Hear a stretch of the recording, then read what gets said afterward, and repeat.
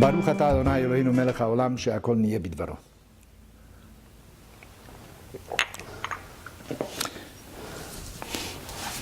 This is certainly one of the rituals that is observed by many, many people. Some say even more than Yom Kippur, is the Seder of Pesach. Because we all gather around the table. We eat. On Yom Kippur you fast. That immediately makes it more popular, obviously.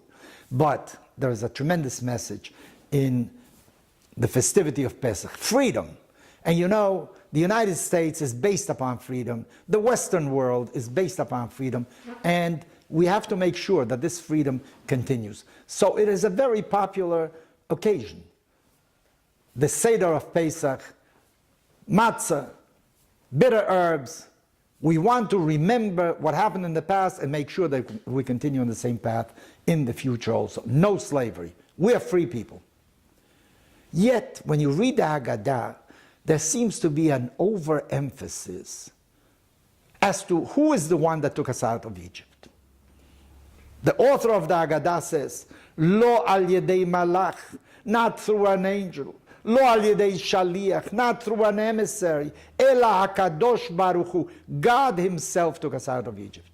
Not even Moshe is allowed to participate really. Moshe is mentioned only once in the Haggadah. When we quote a pasuk from the Torah and his name appears, you have no choice. But at no time does it say what Moshe did. God took us out of Egypt. What about Pharaoh? Did Pharaoh help us? Interesting, in the Torah it says, Vahi beshalach paro et ha'am. When Pharaoh sent out, he expelled the Jews. Maybe the Jews didn't even want to go out of Egypt. He sent them out. He didn't want any more plagues.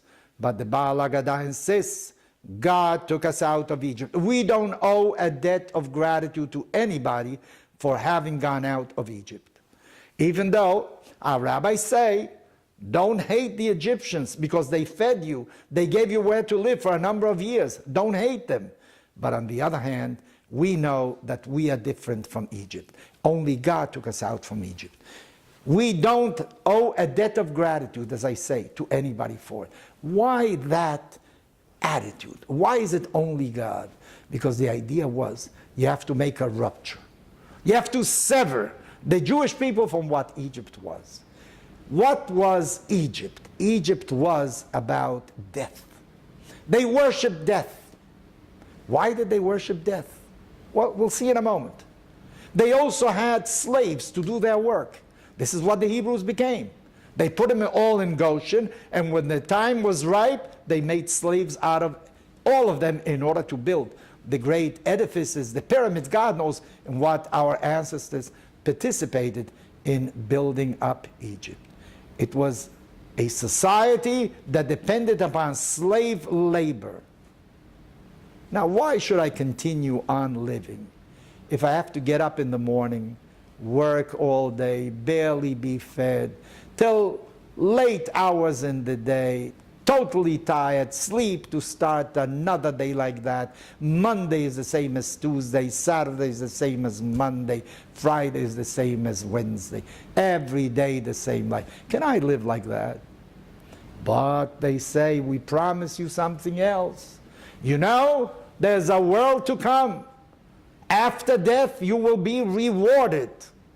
The pharaohs had these enormous tombs. Those were the pyramids. Sometimes they even buried servants with them, thinking that the servants will continue serving him in another world. And this was the promise to the slave.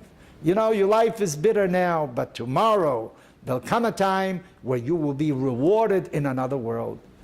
Actually, maybe this is being used today by societies of extremists that enlist young people to blow themselves up. What do they tell them? You know, this world is cruel with you.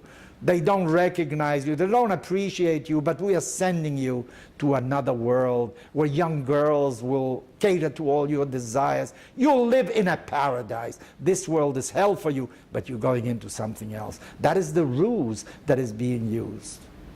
So God wanted to sever the Jewish people from that thought. No, we are a religion of living.